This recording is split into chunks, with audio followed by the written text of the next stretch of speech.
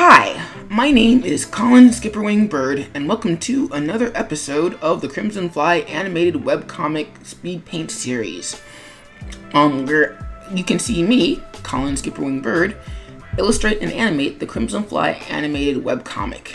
If you'd like a version of this video without the audio commentary, you can check out the links in the cards or in the description below, or the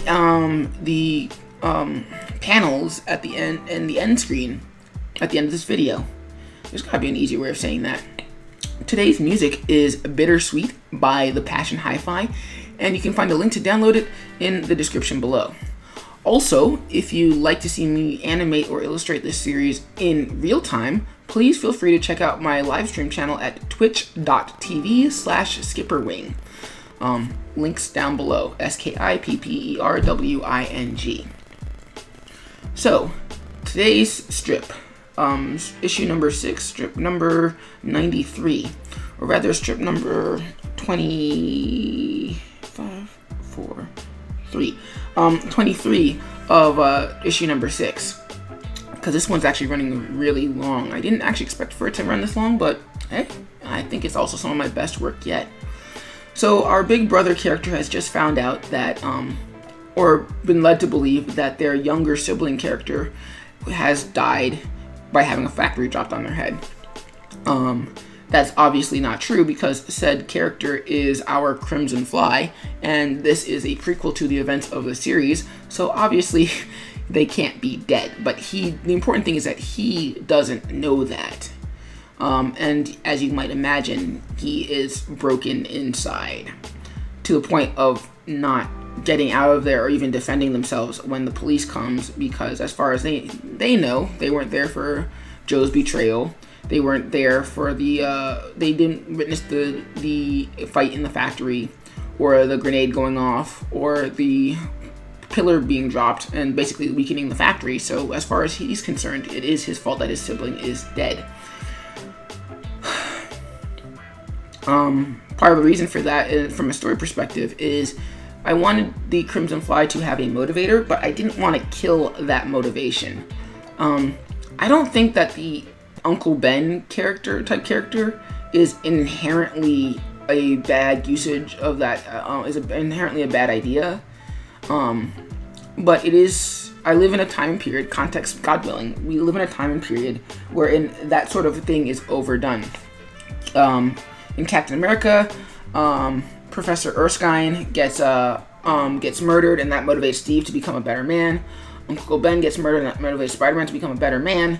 Thomas and Martha Wayne are murdered to make Bruce Wayne a better man, etc., etc., etc. I mean, Clark Kent had that entire planet happen to an entire planet of his, and what that does is it frees the hero from the moral constraints of, oh no, my parents would probably not allow me to run around in a spandex outfit beating up on people. It serves as a motivator without it being constrained by the morality of an authority figure saying, hey, that's probably a bad idea. And the thing with killing a character is that those possibilities, when you kill a character, it sort of disrespects them because it reduces them purely to a symbol. They don't have any input on how people remember them, and they are just a tool to justify the crusade of the character.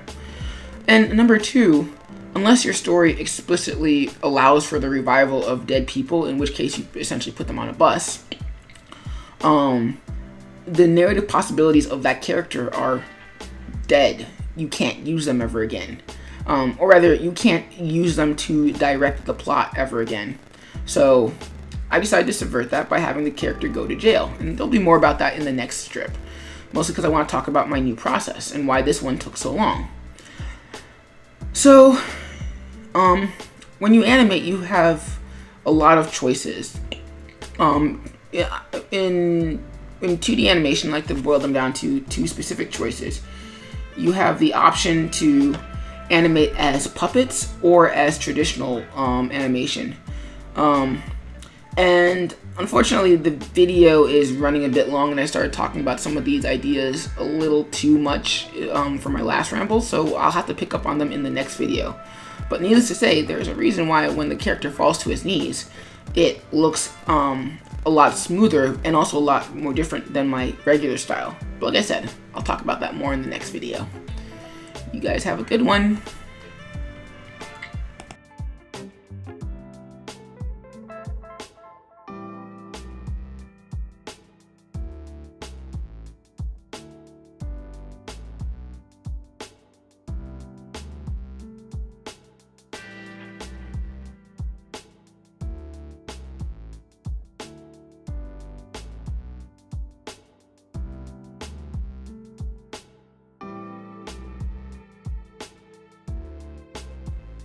And that's it for today's video. Please, if you like what you saw, please feel free to like, subscribe, and also share it with anybody else you think would be interested. It would be doing me a massive favor. Also, if you like this vid, if you like to see me draw in real time or asking questions, please feel free to check out my Twitch channel at twitch.tv/SkipperWing. Also, check out this comic in its original form. It's pretty nifty at thecrimsonfly.com. My name is Colin SkipperWing Bird, and I will catch you peeps later.